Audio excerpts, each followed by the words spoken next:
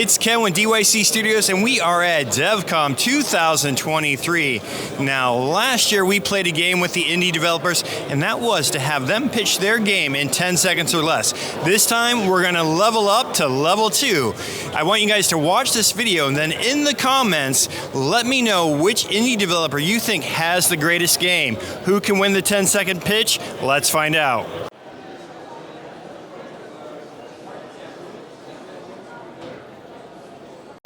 Okay, I am over here with Lars from iROX. Now, Lars, what is the name of your game? It's called EcoGnomix. Ooh, that sounds cool. Now, I have a question for you. Would you be willing to play a game and pitch your game in 10 seconds or less? Definitely, I can try, yeah. All right, he's down for the challenge. Let's see if Lars can succeed. Okay, Lars, your 10 seconds. It's time to make that count. Here you go.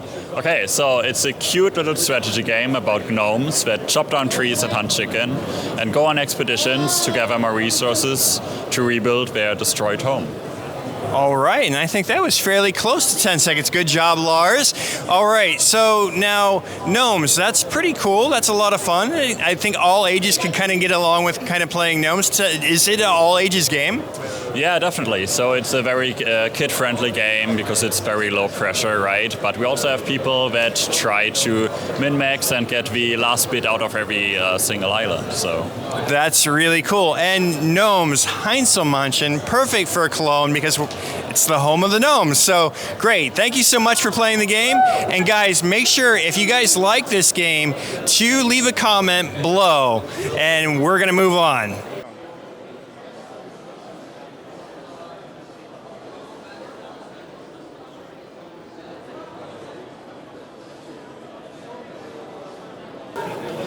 So I'm over at Ludic, and we have David. Now, David, we are going to play a game, and I hope you're down for it. But first, I want to know the name of your game. It's called Tiny Bookshop. Ooh, Tiny Bookshop. Now, David, this game, what I want you to do is pitch your game in 10 seconds or less. Would you be down for this challenge? Yes, sounds good. All right, David said yes. So, David, your 10 seconds of fame starts now. Well, in Tiny Bookshop, you leave everything behind to open a tiny bookshop by the sea. You lean back, sell used books, and enjoy a nice and cozy life in a seaside town. Ooh, this actually sounds like a great real-life scenario. I think I need to move into your game. I think my wife would enjoy that too. All right, now what type of characters can you play? Because I see different characters laying out right here. Nice. You play yourself, but you meet a lot of different characters from the community and become part of it through playing and being there, selling used books. Okay, very cool, very cool. And where will people be able to find your game? So currently you can wishlist it on Steam. That's also where you get updates if you add the follow button there, and we'll let you know if it's anywhere else via that as well. All right, guys, that's Tiny Bookshop. Thank you so much, David.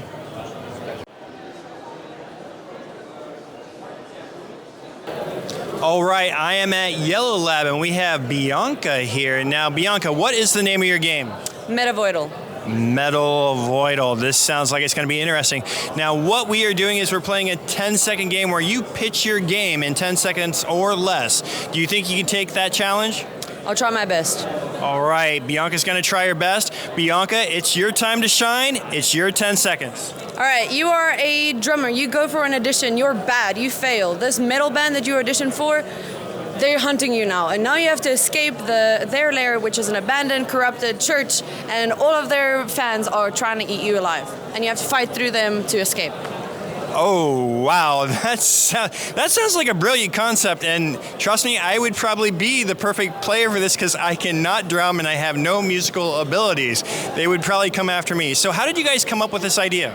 Well, it actually started as one game, and then we did, well, this is our first game, and it happened that we were like, what if we add this? What if this happened? What if that happened? And then we suddenly found ourselves making a game about a drummer, and we were like, we like metal music, so we made it about metal, and then we were like, what would a boss look like? And now it's basically just a culmination of all of our brainstorms. We're like, this sounds like a good idea. It sounds like a very yes and conversation when you're developing, which is really cool. Now, where will people be able to find your game? currently on Steam, but we are working on porting it to consoles in 2024. But like, can't really say much about that.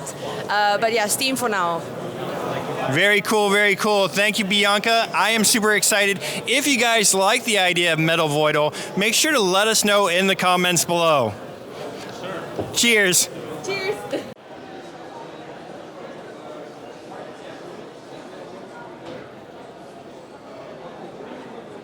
Okay, we are over at Blind End Studio, and I have Ten with us. Now, Ten, tell me the name of your game. Blind Frontiers. Blind Frontiers. Now, we are playing a game, and let me know if you're cool with this. What I would like you to do is pitch your game in 10 seconds or less. Do you think you could do that? Oh yes, let's try it. All right, she is ready to give it a try. It's your time to shine. Here you go. In Blind Frontier, embark on a road trip adventures where you embody a young woman with albinism and a makeshift truck to find your El Dorado. Navigate, find resources, meet with memorable character while avoiding stigmatization. So this is all. All right. Now, I think that's really cool because it's a game about finding acceptance, correct? Yes, exactly. We have a dialogue system around this because we want the player to be empowered in, maybe question themselves and, I'm a little bit confused. Sorry. But yes, we want to empower people to be better at life in real life societies, and we have a game that basically an allegory of real life where people tend to enter in survival mode to make their path in society and look for acceptance. So we have an old system, an old dialogue system around this. With you have, for example, the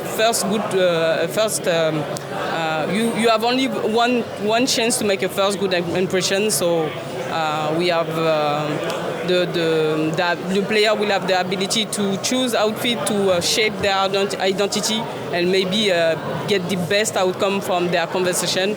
But eventually, too much if the player is compromising himself too much or herself too much, it will end up the character will eventually suffer from mental health, and this is like a game over for the part. That's really cool. And the other cool thing is it looks like you guys have a comic book as well. So that's really awesome. Not only are you guys creating a game that has like a good like humanitarian background that I think is kind of like humanizing for a game as well, you also have a comic book that goes along with it. All right, guys, if you guys like this game, let me know in the comments below. Let's see, will they win? It's your decision, and we have more to come. So we are over here at Drowntown, and I have Alex with me. Now, Alex, tell me the name of your game. It's Light of Atlantis. Ooh, this sounds cool. Now, what we're doing is we're doing our own little game, and that is to pitch your game in 10 seconds or less. Would you be up for the challenge? Of course. All right, Alex said he's up for the challenge. Alex, let's see if you can rock it.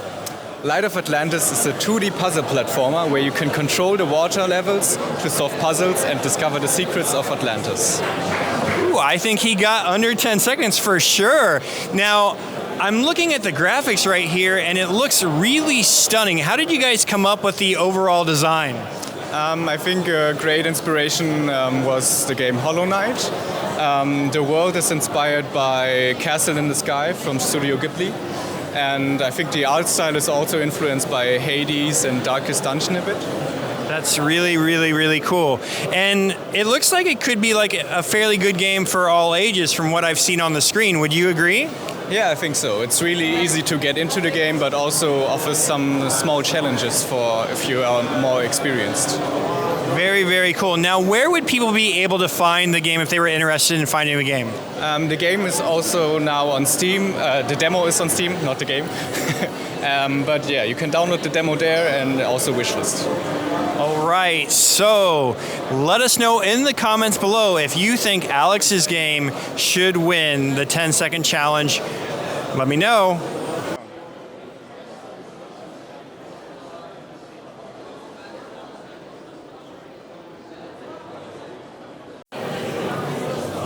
we're continuing to have a little bit more fun. So I'm over here at Poly Pirates, and I have Yannick here with me. Now, I am playing a game with the indie devs, and for that game, you have to pitch your game in 10 seconds or less. Do you think you could do that? I mean, I could try.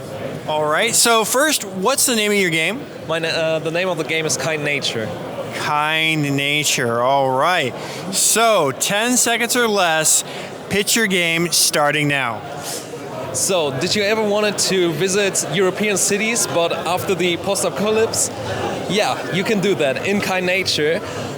Be prepared to fight against some bandits, but with your animal companion who helps you in battle. All right, he got it in 10 seconds, pretty good. So now it looks like it's a little bit card related as well too. How do you integrate that into the game? So basically, you're using the cards in order to battle your enemies, but also your dog or your runner, in this case, is there to get you new cards with like stronger effects and stuff. And you go back to your camp with all the material that you gather, and then you can craft new cards and go back on missions and get even more resources. That sounds really cool. Now, where could people find your game? Is it out yet? Is it coming out? Or is it on a wishlist on Steam? Where can people find it? Yeah, exactly. It's on wishlist on Steam, so please do that. And yeah, just type in Kind Nature and it will come up. Yeah, thank you so much. Yeah. All right, guys. Now, you just heard a little bit about Kind Nature from Poly Pirates, from Yannick here. If you guys think that this is the winner, let me know in the comments below.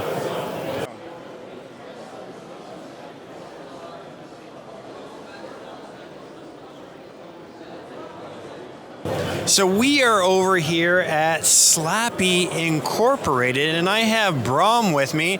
Now, Brom, tell me the name of your game. The name of the game is Mazem. Mazem. Okay, all right. So we are playing a game as well, too, here at Devcom, and that is to pitch your game in 10 seconds or less. Are you down for the challenge? I am very down for this challenge. I can do it. All right. He said he can do it, guys. So it's time to start your 10 seconds. All right. Are you ready? I'm ready. He's ready. So, Mazem is a turn-based game in where you control a pawn inside a maze, and you have two actions. You adjust the maze by shoving in a piece inside the maze, and then your second action is trying to find the item as fast as possible. Voila, that's it. There you go, 10 seconds. I think that's pretty cool. Now, from what I can see, even from your items that you have here on the table, that you can move pieces around to help you reach a point into the maze, and that you mentioned also earlier when we were talking that different environments also have an effect as well. Can you tell me a little bit more about that? Yeah, so once you complete these levels I mentioned in the pitch, you actually gradually unlock more of the world. And once you complete a certain amount of levels inside a world, you unlock the next world. So we got two hubs, the world hub and the level hub. And each world unlocks a new mechanic. So in the second world, you have to collect multiple items. You get multiple turns, which makes it a bit more difficult.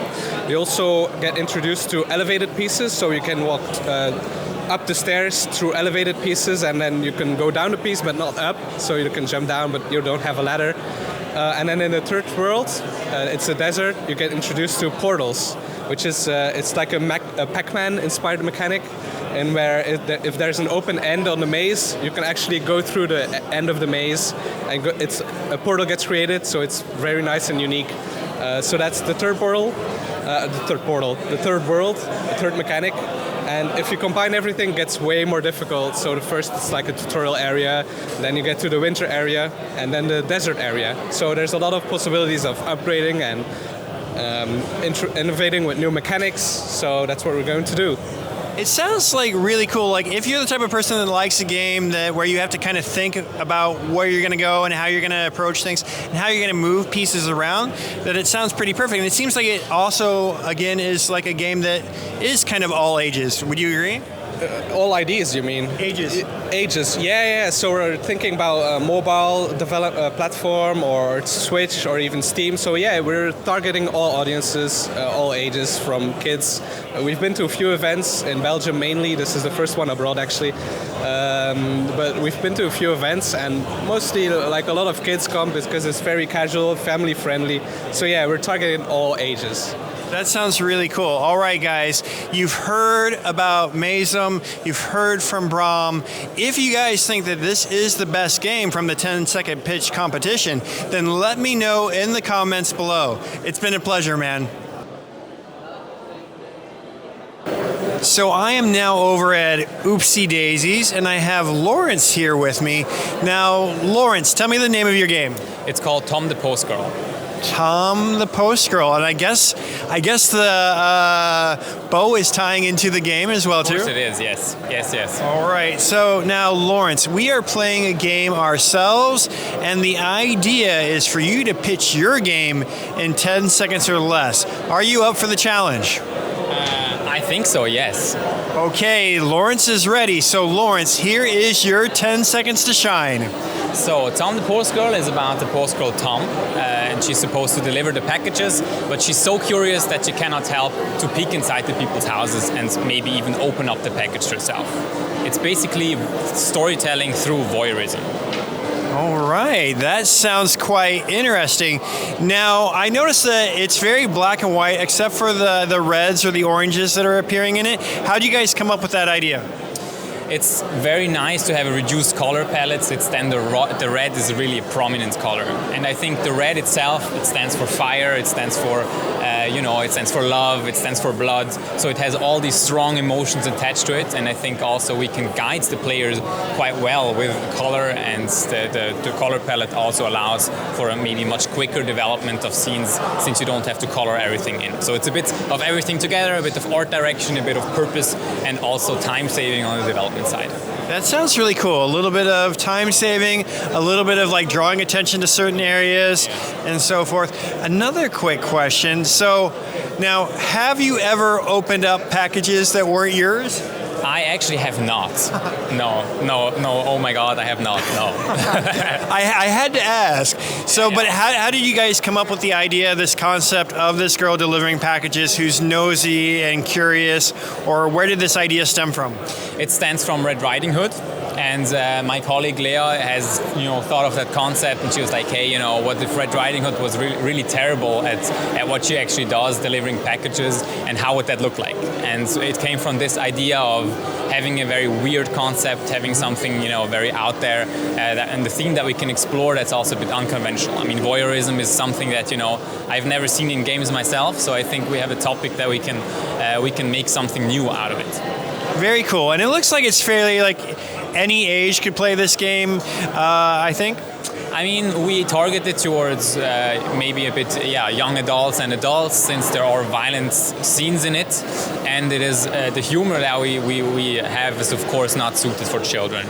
I mean, probably it's not so problematic if children play it, if they're interested in it, but we also realized quite early that this is not something that children are actually interested in. Okay, all right. Good to know. So parents, always good to know what's good and what's not. I would not advise it. Yes, it is for adults mainly. Yes. Okay, so where is your game out, or where can people find it, or when is it coming out? Or is there a wish list on Steam? There is a wish list on Steam, yeah, you can find it, Tom the Postgirl. You need to turn off the safe search because it is aged 16, since there's blood in it.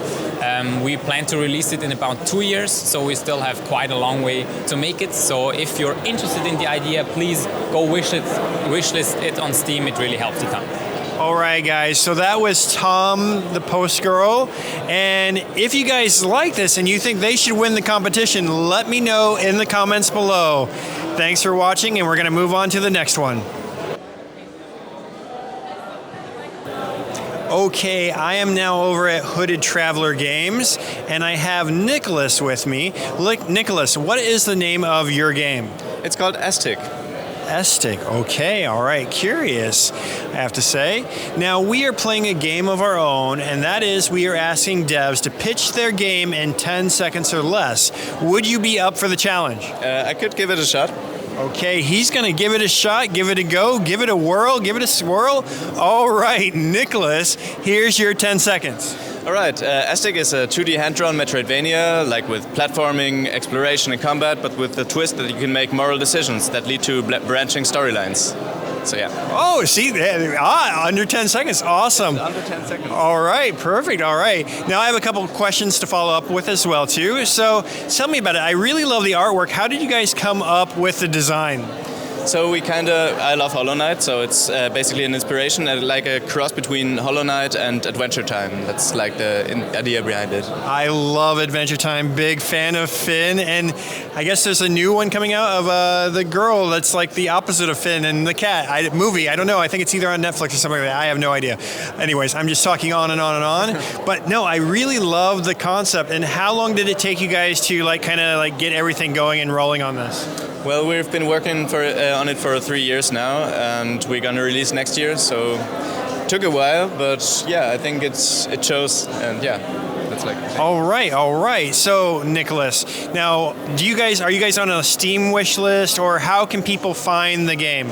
There's a Steam page, and wishlists are appreciated, of course. And there's also a playable demo there, so you can give it a shot. And there's also a Discord server where it's an extended demo to play. Yeah. All right, guys. So I'm going to have all that information in the description. If you guys like this game and think this should be the winner, let us know in the comments below. Thank you, Nicholas. Thank you. Cheers. Cheers. Okay, we are over at Pentakill Studios, and I have Jesus with me. Now, Jesus, tell me the name of your game. The Occultist. The Occultist. I'm already shivering a little bit, and from what I'm seeing behind me, it is very different from what we've already seen today. Now, Jesus, we are playing a game ourselves, and it's called Pitch Your Game 10 seconds or less to the audience, and then they're going to choose the one that they like the most. Are you up for the challenge? Yes, I take the challenge. He's taking the challenge, guys. All right, Jesus, here's your 10 seconds. Well, you are playing as Alan, Occultist, a person capable to see and talk with dead people. He comes to the island of Ghoston looking for his father. He suddenly disappeared, and he discovered that everybody in the island are dead. And he starts the adventure of Alan. All right, that sounds really interesting, and I gotta say, it looks like a lot of work went into the graphics. Yeah. Where did you guys take your inspiration? Because I know, me coming from America, you have like Roanoke and things of that nature. Where did you guys find the inspiration for this? Well, we have a lot of inspiration, but the main is a guy who is capable to see the dead people. And we talked with him, and he said, oh, here are the spirits. I can see behind you an old man. He said that is your grandfather, and he's very proud of you, and blah, blah, blah, blah, blah, blah. And he is very creepy experience, and he's the main, is the seed of the occultist. Okay, all right, very interesting. Now, it took a lot of skill, I would say, to come up with these designs and do the 3D modeling and even the rigging. So how long did that process take you guys? Well, we started the project in May 21, and we did everything, the models, the rig, the characters, the animations, and it's a very long process, but with enough enough talented people, we can afford that, and we are very proud of our team for afford this. You can see that. It looks really amazing. Now, guys, if you think the Occultist is going to be the champ of this challenge, let us know in the comments below. And guys, I think this could be a winner. I don't know. It's up to you. You guys decide. Thank you, Jesus. It's been a pleasure. All right, we just finished the Indie Dev 10-second pitch. Now, what I want you to do is let me know in the comments below who you think should be crowned winner or champion. I'm quite excited to see who you guys are going to choose. I think it's going to be a tough race, guys. Now, make sure you guys like this video. Make sure you guys give me a follow on DYC Studios. There's a lot more content to come from Devcom and Gamescom. And as always, happy creating.